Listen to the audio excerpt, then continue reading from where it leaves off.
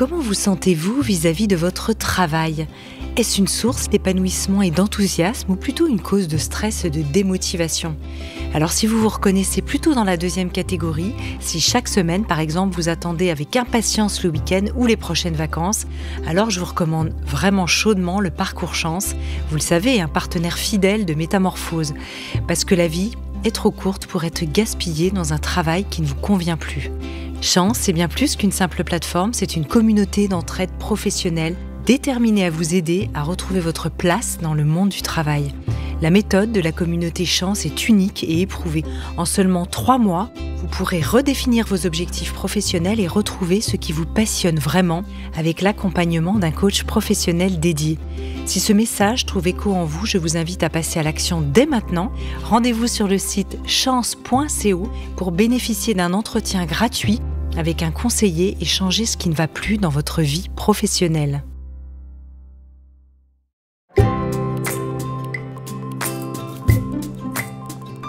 Bienvenue dans la saison 6 de Métamorphose, le podcast qui éveille la conscience. Au fil des semaines, je vous invite à découvrir avec moi des sujets inspirants portés par des personnalités lumineuses pour cheminer ensemble vers un éveil des consciences. Métamorphose, le podcast qui éveille la conscience. Tous les lundis et jeudis, dès 7h.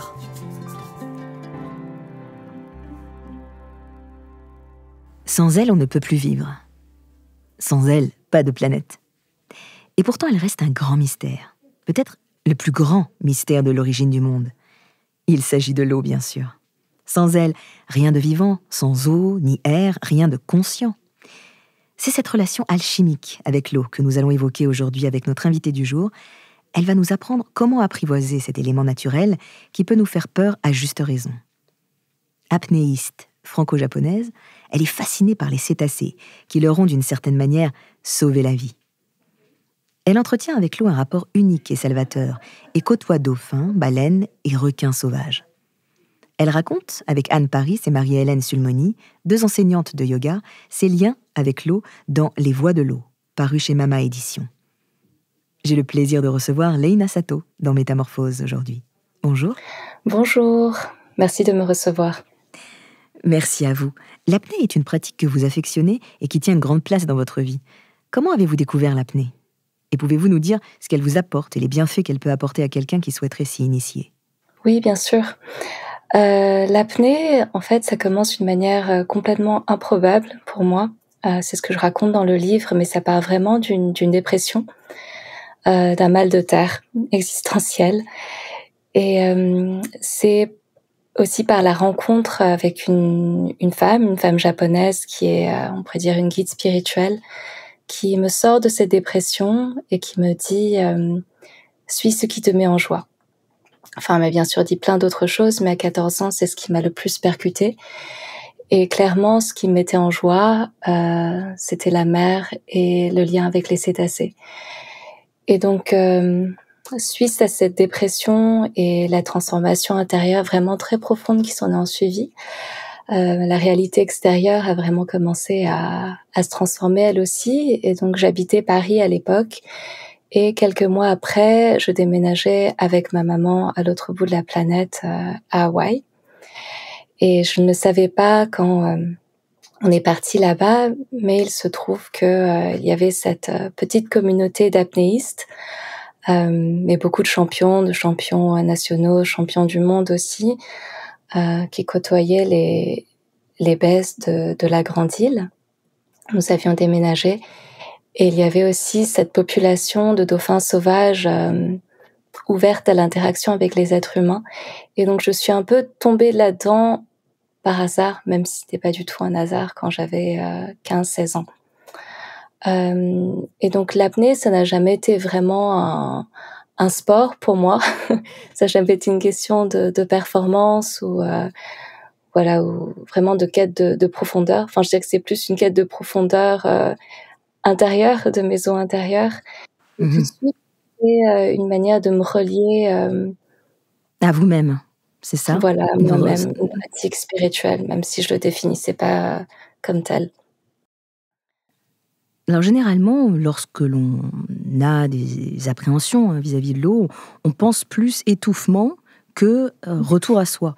C'est-à-dire que l'élément liquide, vous parlez de mal de terre, l'élément liquide, quelquefois, a immédiatement, pour plusieurs d'entre nous, quelque chose qui a plus à voir à une volonté de nous forcer en retour à la surface que de nous faire connaître les bonheurs de la profondeur.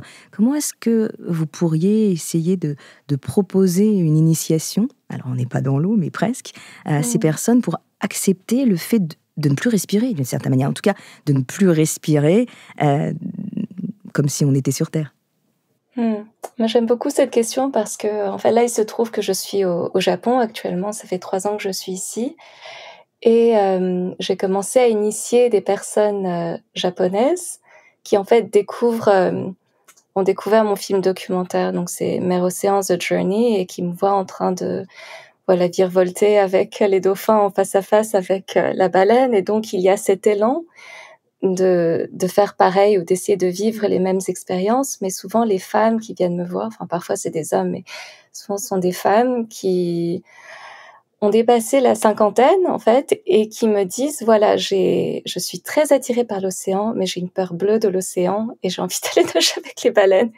Et donc, j'ai été amenée à vraiment initier ces personnes qui n'ont jamais fait ça de leur vie.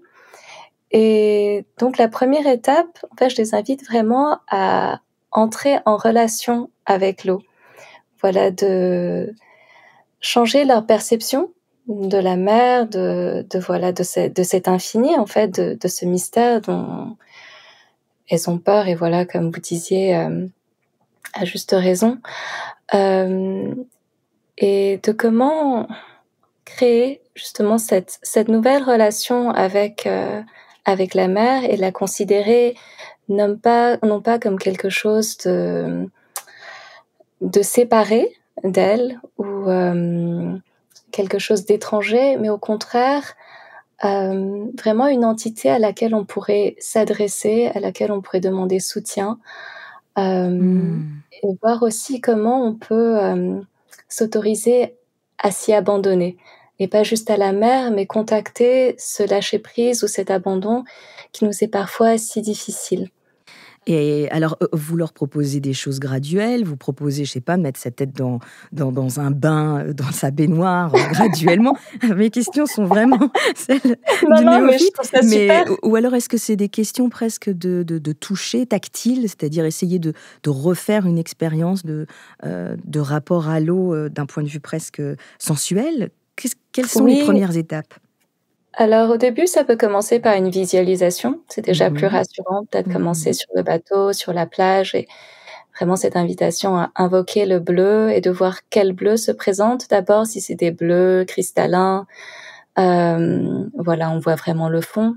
Ou est-ce que d'emblée, c'est tout de suite le bleu des abysses qui se présente, et voir ce que ça va susciter à l'intérieur de nous comme émotion, comme état d'être.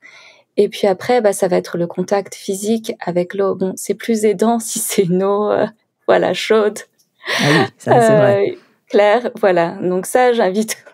Je prépare quand même le cadre pour que ça soit une initiation simple et douce, on va dire, d'abord, avant d'aller s'aventurer dans des eaux, un peu plus vives. Donc il y a ce contact avec l'eau, et peut-être que si c'est dans une eau où on a pied, je vais l'inviter peut-être à se mettre sur le dos, et moi je vais la soutenir. Je vais la soutenir au niveau de la nuque et au niveau du bassin, et de travailler sur la respiration. Et la respiration est vraiment quelque chose de clé, et d'allonger son souffle, de vraiment respirer en profondeur. Donc voilà, ça va peut-être être ces pratiques de pranayama qu'on va faire en amont. Et de continuer sur la visualisation, de se dire, on peut s'imaginer peut-être de retourner presque dans le ventre maternel, où on se sent complètement en sécurité, complètement porté, et d'aller quelque part éveiller ces états d'être, et de voir que c'est possible de ressentir ça dans l'eau. Alors, vous mentionnez pranayama. C'est vrai que les deux autres autrices qui sont avec vous et qui signent ce livre, très beau livre, sont Anne Paris, Marie-Hélène Sulmony, qui enseignent le yoga. Et c'est vrai que c'est assez touchant de voir combien est-ce qu'il y a un élément de lien, on va dire, avec l'eau dans ce rapport au yoga aussi. Donc, vous avez eu une rencontre avec ces enseignantes. Finalement, c'est un livre de 3 femmes.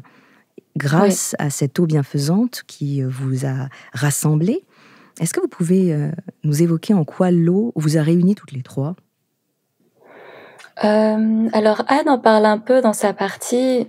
Je la connais. Je crois que, enfin non, en fait, j'ai rencontré Marie tout de suite après avoir rencontré Anne, mais c'est vraiment ce projet de film et ce sont les dauphins qui ont créé ce lien entre nous. Donc ce film que j'ai évoqué tout à l'heure, Mer Océan The Journey, qu'elle a co-réalisé avec son compagnon Yann Kounen, qui suit cette grossesse assez atypique de ma première grossesse. Voilà, cette grossesse entre guillemets océanique où j'ai eu beaucoup de chance de vivre au contact de populations de dauphins et de baleines aux 4 coins des océans. Et puis après, avec Marie-Hélène, c'est à travers ces retraites qu'on a commencé à proposer toutes les 3 dans ce lieu qu'on aime appeler le sanctuaire bleu en mer Rouge. Et voilà, c'est au fil de ces retraites que s'est dessiné ce projet de livre, ce projet d'écriture à 6 mains. Et ce rapport à l'eau, je dirais vraiment oui qu'il est né en mer Rouge. Qu'il est né pendant ces retraites en mer Rouge. Alors c'est très beau, hein, une des premières images que vous nous proposez de vivre dans cette initiation, c'est cette idée de se laisser porter et donc finalement de faire une sorte de yoga dans l'eau, ou en tout cas avoir un lâcher-prise pour sentir que la mer nous soutient, puisque vous proposez dans ce que vous venez de dire aussi de pouvoir parler à l'eau, de pouvoir lui confier certaines choses. Est-ce que c'est comme ça que vous-même vous avez senti qu'il y avait une guérison, que vous avez soigné vos traumas ? Non, au début, il n'y a pas vraiment une conversation comme le propose Anne-Marie ou comme je peux en parler dans le livre. Je pense que ça s'est fait vraiment plus au niveau du ressenti et se toucher presque, oui, je dirais presque sensuel avec l'eau. Comme je l'ai évoqué tout à l'heure, voilà, quand j'étais dans cette dépression, j'étais complètement coupée de mon corps. En fait, je vivais exclusivement, je dirais, dans mon mental et dans ce tourbillon des émotions. Et cette eau a permis de, me réconcilier et redécouvrir mon corps. Et déjà, il y a ce passage, il y a eu ce passage de nouveau à travers l'enfance, en fait, l'émerveillement de l'enfance, de l'enfant qui découvre le monde dans lequel il vit sans appréhension et de retrouver cette sensation de faire corps avec le monde de nouveau. Puis après, il y a eu cette découverte de la féminité, de quelque chose de très sensuel, de très tactile. Et je dirais que c'est ça en fait qui a commencé à me guérir de mes traumas. Et les dauphins m'ont beaucoup aidée là-dedans également parce que ce sont des êtres très dansants et très sensuels. Alors vous dites d'ailleurs les dauphins et les baleines, car ces derniers m'ont tant ou tout donné par la simple qualité de leur présence. Alors en quoi les dauphins ont une qualité de présence ? Qu'est-ce que c'est que cette qualité de présence ? La qualité de présence, je dirais que pour moi c'est presque la qualité de présence d'un maître spirituel. Quelque chose qu'ils ont au niveau de leur fréquence, de leur vibration. Et aussi, ce que je dis que, par exemple, quand un dauphin vient nous voir, même si parfois c'est quelques secondes, parfois c'est quelques minutes, parfois on a la chance que ça dure pendant, une trentaine de minutes, 1 heure, mais il est entièrement présent à nous. Et je pense que c'est ça qui m'a le plus bouleversée. Quand j'ai fait mes premières rencontres avec eux, je devais avoir 16-17 ans. Et j'étais encore en plein pied dans l'adolescence. Et C'était, je crois qu'il y a toujours eu cette quête de lien authentique avec l'autre et l'une de mes plus grandes souffrances, c'était cette sensation de devoir, composer ou porter des masques différents selon la personne que j'avais en face de moi. Vraiment de devoir me construire et à un moment, c'est devenu une forme d'épuisement. Enfin, je crois que c'est ça, quelque part, qui m'a aussi plongée dans Une forme d'hypocrisie aussi. il y avait une forme d'hypocrisie, mais pour moi, c'était vraiment plus une forme de souffrance. Je crois que j'avais tellement, envie d'être en lien ou vraiment dans cette soif, d'amour justement, juste de connexion avec l'autre et puis finalement, je ne savais plus qui j'étais et là, tout à coup, le fait d'avoir ce dauphin ou cette baleine à côté de moi, ça peut paraître, très étrange, mais j'avais le sentiment de pouvoir être complètement moi-même pour la première fois de ma vie. De pouvoir me mettre, à nu, heu et Sans voilà, qu'il y ait d'être jugement, c'est ça, de la... sans qu'il y ait de jugement. Voilà, exactement. Donc on garde en tête ce rapport au corps, hein, ça passe pas du tout par le mental, ce rapport au corps, cette réconciliation avec le corps, et puis cette sensualité, et puis une qualité de présence, donc en fait une authenticité profonde lorsque vous rencontrez, on va dire, dauphins et baleines. Vous n'avez jamais ressenti beaucoup de peur face à ces animaux marins? Alors étrangement jamais, non. Donc même face à Non, une baleine qui fait je sais pas combien de fois votre poids, vous n'avez pas peur? non, je crois que je n'ai jamais enfin, peut-être qu'1 ou 2 fois, dans des circonstances, dans ces situations assez particulières, il y a eu, un moment de sursaut ou de peur de me dire: «Comment est-ce que la baleine va réagir?» Par exemple, c'était il y a des années, je devais avoir, je sais pas, 21 ou 22 ans, où je me suis retrouvée quelque part en sandwich entre une mère et son baleineau, mais c'était pas du tout de ma faute. En fait, c'est le baleineau qui, au dernier moment, a effectué un espèce de tournant et il s'est mis, voilà, de l'autre côté, ce qui fait que, j'étais entre, sa mère et lui, ce qui est normalement une chose qu'on ne devrait jamais faire. Heu et le baleineau, lui, il voulait simplement jouer, donc il s'est mis sur son dos et il a commencé à effectuer juste ces mouvements de danse avec ses nageoires pectorales et c'était juste sidérant de beauté, mais sauf que de l'autre côté, il y avait sa mère qui était peut-être à 1 mètre de moi et qui me fixait avec son œil et là, je me suis souvenue avoir pensé: «OK, que va-t-il se passer?» Et là, je lui ai exprimé, voilà, de tout mon être, de toute ma volonté: «Écoute, il ne va rien se passer, je vais rien faire de mal à ton bébé». Et là, ce qui m'a bouleversée, en fait, c'est qu'elle s'est mise en mouvement, mais tellement délicatement, avec une telle lenteur et je me souviens encore de sa nageoire caudale, mais immense, enfin, qui doit faire, je sais pas, plus de 2 mètres de long, mais qui est passée juste en dessous de mon ventre, mais presque à me frôler, parce qu'il pouvait pas faire autrement. Et après, il y a eu sa queue qui était juste en face de moi, mais voilà, de nouveau à 1 mètre de mon masque. Et là, si elle avait voulu, elle aurait pu donner un coup de queue et ça en aurait été enfin, elle m'aurait propulsée à travers les airs. Mais là, elle a effectué ce mouvement, mais extrêmement délicat avec sa queue pour se remettre en mouvement. Mais juste avec ça, enfin, il y a tout mon corps qui a commencé à onduler de la surface. Enfin, j'ai vraiment senti, cette masse, en fait, cette Bien masse sûr. de 40 tonnes passer à côté de moi, mais elle aurait pu m'achever. Mais elle en a rien fait. Elle était juste tellement consciente de où je me trouvais, par rapport à elle, et aussi de ma vulnérabilité, de ma fragilité et donc chaque fois ça me bluffe. Alors moi, je trouve aussi très intéressant ce que vous nous dites, vous avez exprimé avec tout votre corps. Qu'est-ce que c'est que cette expression? Comment vous faites comprendre aux animaux marins qu'ils n'ont pas à craindre de vous? Comment, j'allais dire d'emblée, parce que ça doit se faire, aller dans les quelques secondes, hein. Comment est-ce qu'ils arrivent à sentir que vous êtes là avec une présence bienveillante? Comment vous exprimez ça? De nouveau, je crois que c'est très difficile d'exprimer ça, de manière rationnelle, parce que ça passe pas du tout par le mental, mais je pense que toute personne, voilà, qui est en lien avec la nature, qui communique entre guillemets avec les animaux, voilà, ça peut être avec son chien, avec son chat, ça peut être avec un arbre même, mais de nouveau avec l'intention qu'on amène dans l'eau, tout simplement.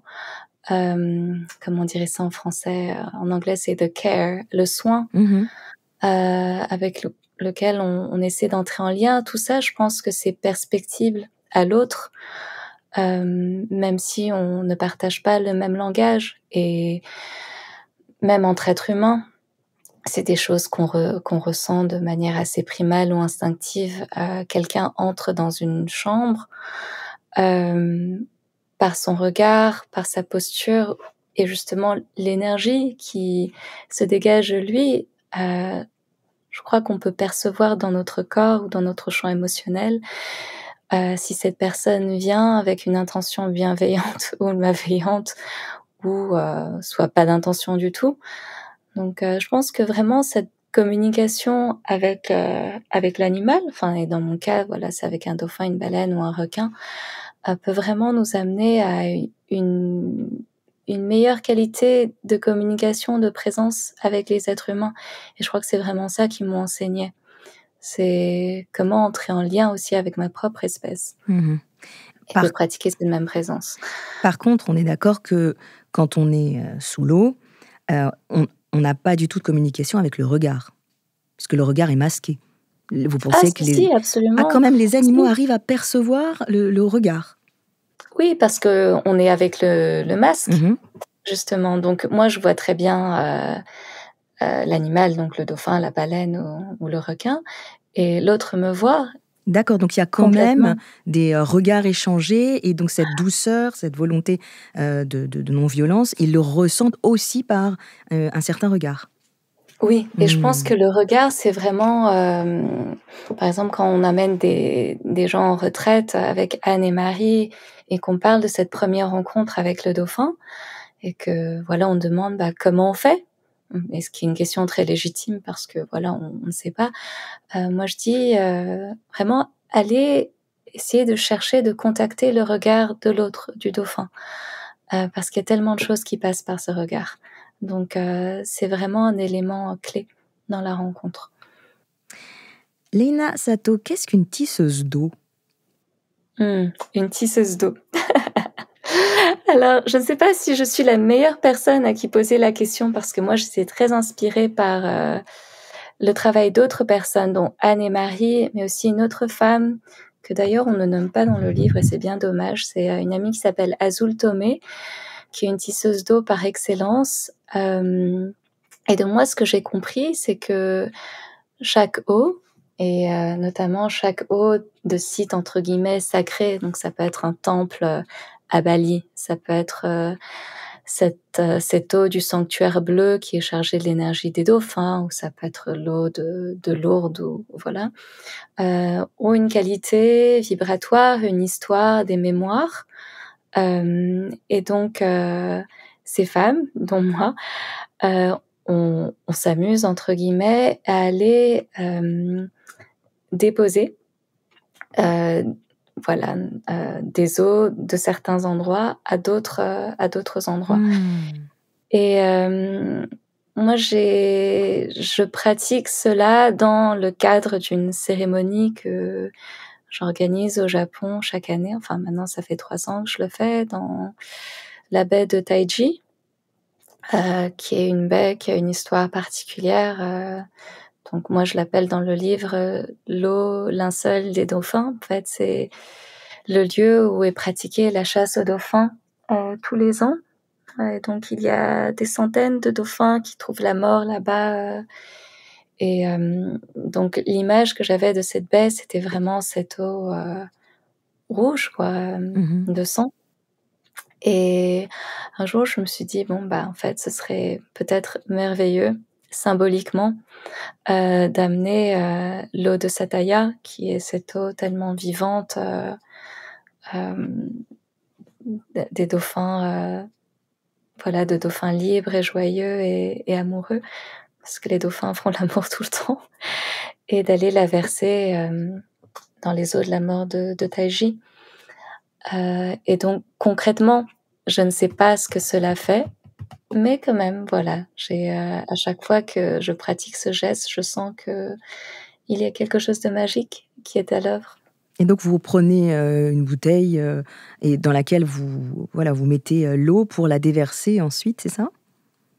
Oui, voilà, donc en fait, cette eau qu'on recueille de Sataya, il y a ce rituel qui est pratiqué par Anne et Marie à la fin de chaque retraite, en fait, où Anne va venir verser de l'eau de la baie dans un bol de cristal. Et ce rituel, c'est aussi pour remercier l'eau de la baie pour tout ce qu'elle nous a apporté tout le long de la semaine. Donc en fait, ce bol de cristal passe à travers les mains de chacun des participants et chacune va être amenée, si elle le souhaite, de déposer des paroles ou un chant ou juste une intention en silence à cette eau. Et après, l'eau va être déversée de nouveau dans la baie, chargée de notre gratitude. Mais avant de faire ça, ceux qui le souhaitent viennent recueillir un peu d'eau du bol de cristal et le ramènent chez eux pour le garder, en faire leur propre rituel. Et moi, c'est l'eau que j'amène à Taiji. Oui, on dit que l'eau a une mémoire. Comment ça se manifeste concrètement ? Comment ça se manifeste concrètement ? Alors, je ne suis pas du tout une experte dans ce sujet. Mais par exemple, ce que j'ai pu, pour ma part, expérimenter je vais pas dire observer parce que je l'ai ressenti. Ressenti, voilà. Oui, ressenti. Par exemple, après avoir nagé avec les dauphins, par exemple, et si les dauphins ce jour-là ont été particulièrement joyeux, ou s'ils ont été particulièrement, entre guillemets, amoureux. Parce que comme je disais tout à l'heure, les dauphins font souvent l'amour et c'est vraiment la fête. Et souvent, ils viennent nous inviter quelque part, pas dans l'acte amoureux, mais dans cette énergie d'amour. Après leur passage, après qu'ils nous aient quittés, je ressens vraiment l'eau qui a changé de qualité. Et l'eau, quelque part, qui est encore vibrante de leurs ébats et de leur joie. Ou par exemple, quand une baleine est venue chanter, et qu'on sent presque cette eau vibrer de cette mélopée, et après que le chant soit arrêté, l'eau de nouveau a revêtu une autre qualité vibratoire. Quelque part, qu'elle s'est empreinte de cette mémoire, et peut-être que c'est pareil aussi avec l'eau de la baie de Taiji, et justement qu'elle a été témoin de ces massacres, de cette agonie, des derniers soupirs des dauphins. Et ce qui était très particulier, c'est ce que j'appréhendais le plus au moment de la première cérémonie, parce que j'avais dit que j'allais traverser cette eau à la nage.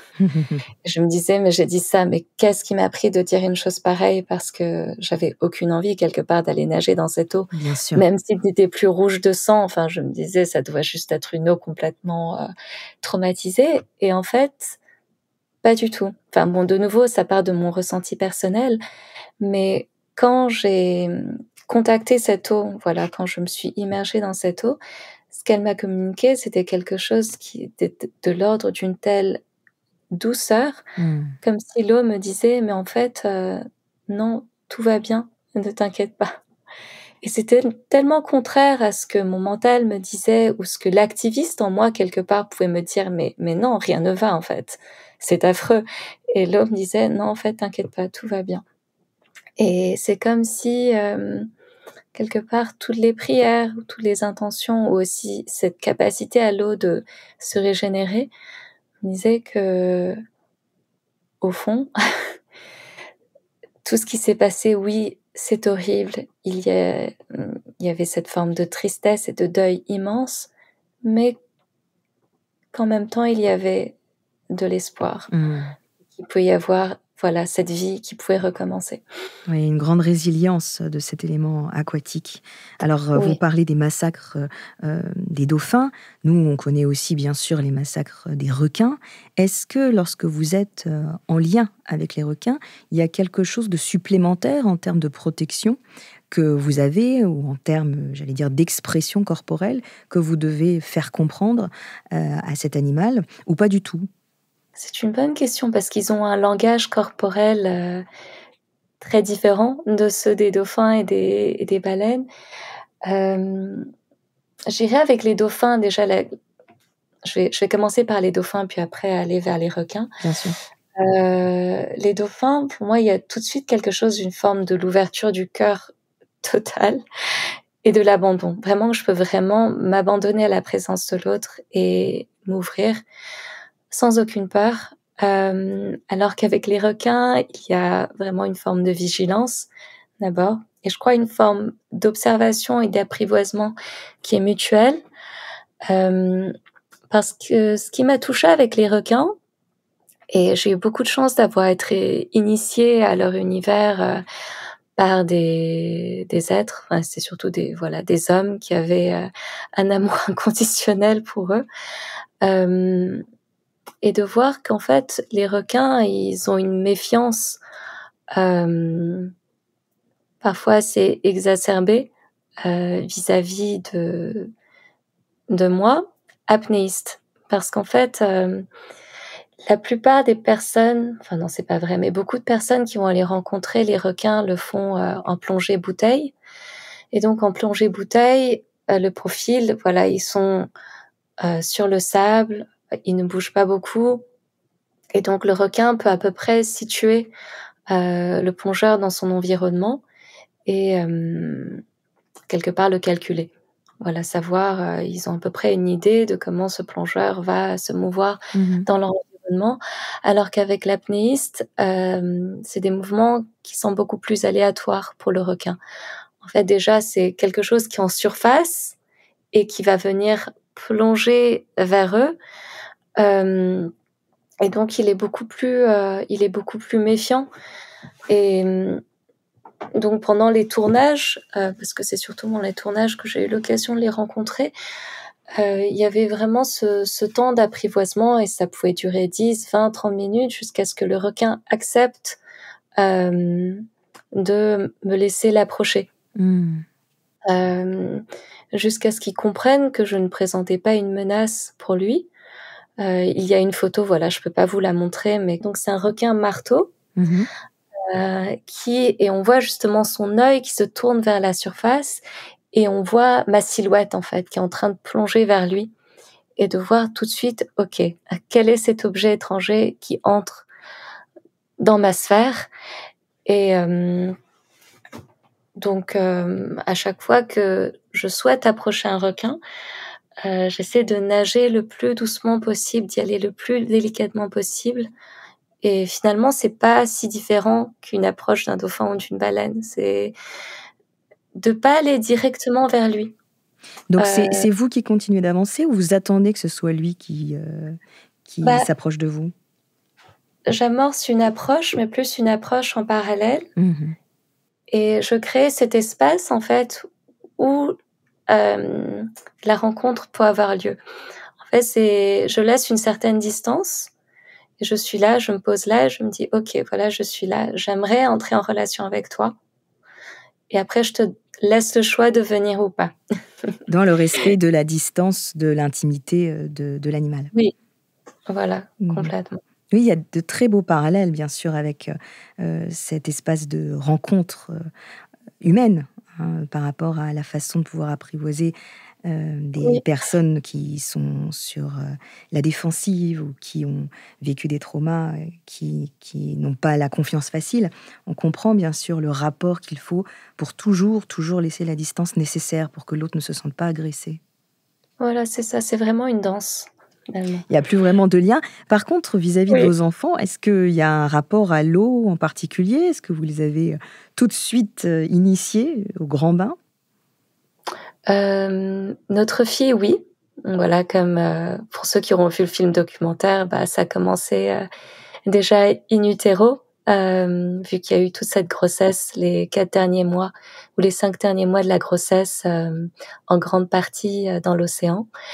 Et même après sa naissance, bah, je me souviens, je crois quand elle avait 4 mois, Elle a commencé les bébés nageurs parce que on était à Bruxelles à ce moment-là.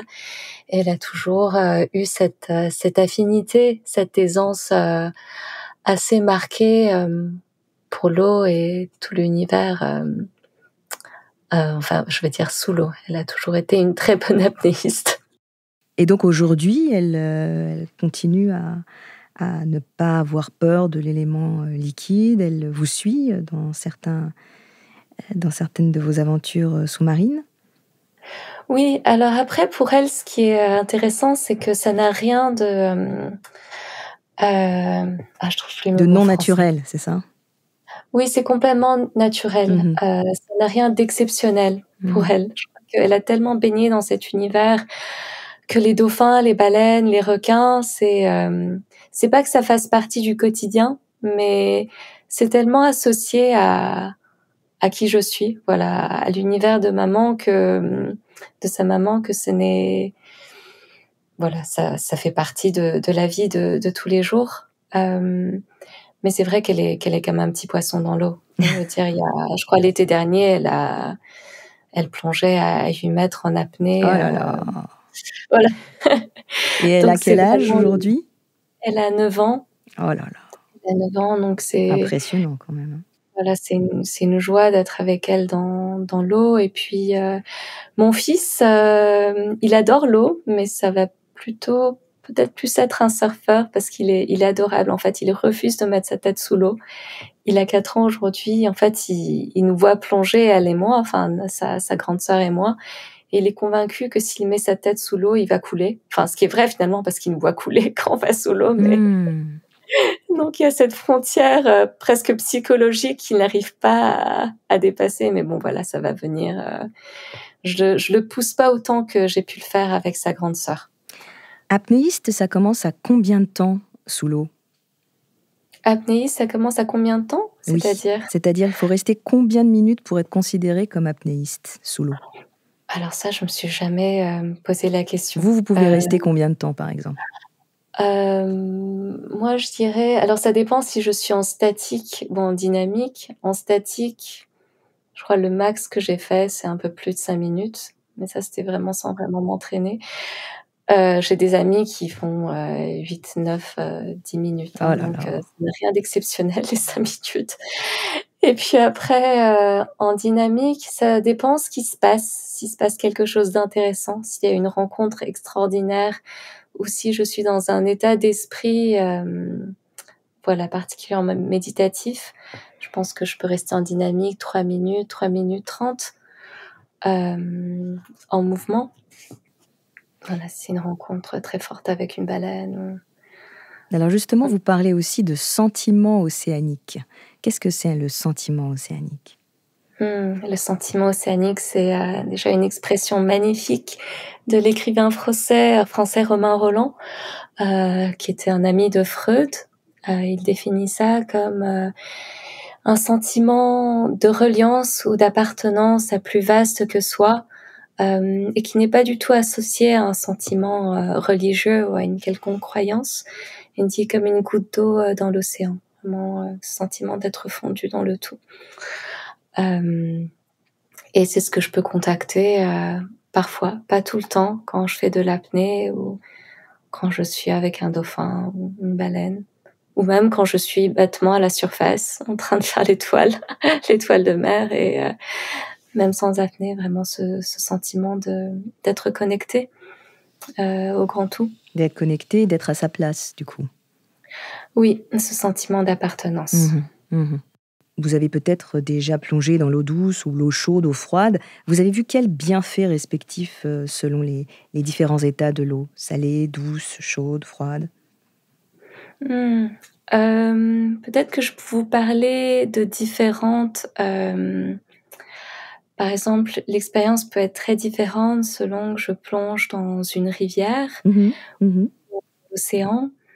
Mais ça va peut-être être une perspective beaucoup plus animiste que d'un point de vue bienfait du corps.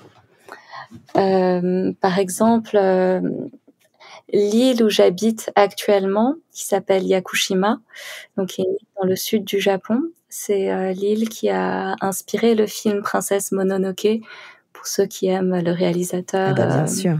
japonais Miyazaki, donc qui lui parle quand même d'une sagesse ou une perspective assez animiste du monde dans chacun de ses films. Et moi, étant japonaise, mais n'ayant jamais habité au Japon, c'est quelque chose que j'avais vraiment jamais expérimenté ou contacté. Et il se trouve que cette île, ça s'appelle l'île de l'eau.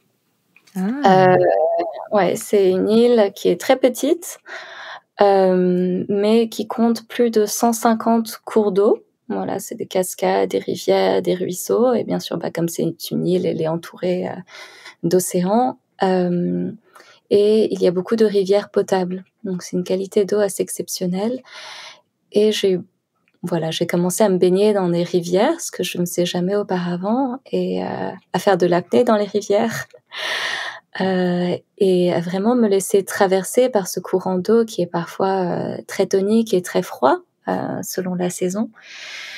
Et c'était très intéressant, mais pour la première fois, j'ai eu l'impression de mettre en relation avec l'esprit de la rivière. Alors, je ne sais pas vous l'expliquer, mais par exemple, dans les films de Miyazaki, il y a le protagoniste qui tout à coup entre en contact avec l'esprit de la rivière qui est dans les films figuré en tant que personnage, mais là, de vraiment le sentir et quelque part, en étant au contact de cette rivière, de sentir presque la forêt qu'elle avait pu traverser ou la qualité de la terre qu'elle avait pu charrier à un moment, ou vraiment de sentir le parcours de cette rivière jusqu'à ce qu'elle arrive jusqu'à moi et qu'après qu'elle aille se fondre dans la mer.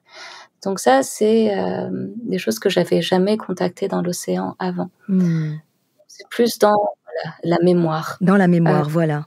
Exactement. Mémoire, ouais. Leïna Satou, on arrive à la fin de cette interview. Une toute dernière question. Est-ce que vous pourriez nous donner un conseil pour trouver son propre rituel pour se relier à l'eau ?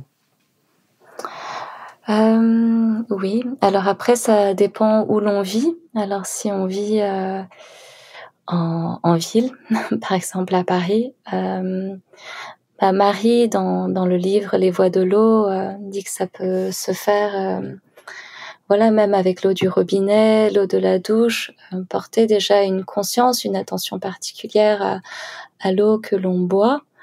J'aime bien reprendre les paroles d'une chercheuse néo-zélandaise qui est une chercheuse qui se penche sur tous les états de l'eau, qui s'appelle Veda Austin, et qui dit que il n'y a pas une eau qui est moins sacrée que l'autre, en fait, finalement. Cette eau, que ce soit l'eau du robinet ou l'eau d'une source ou l'eau de la mer, c'est finalement la même eau qui a voyagé. Et donc le fait de porter une attention particulière à cette eau qui est là à disposition, c'est déjà quelque chose de... c'est un acte de reliance.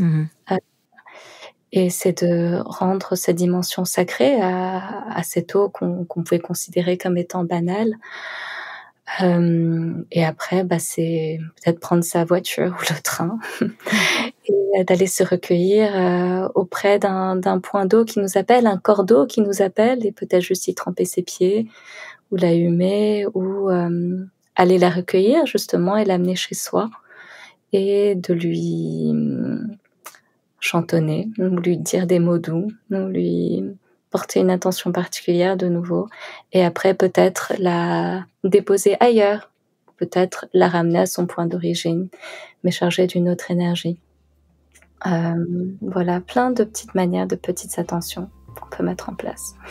Merci de tout cœur Leïna Satou de nous avoir rappelé le miracle qu'est l'eau. On rappelle le livre où l'on peut retrouver votre très beau témoignage, Les Voies de l'eau, paru chez Mama Édition.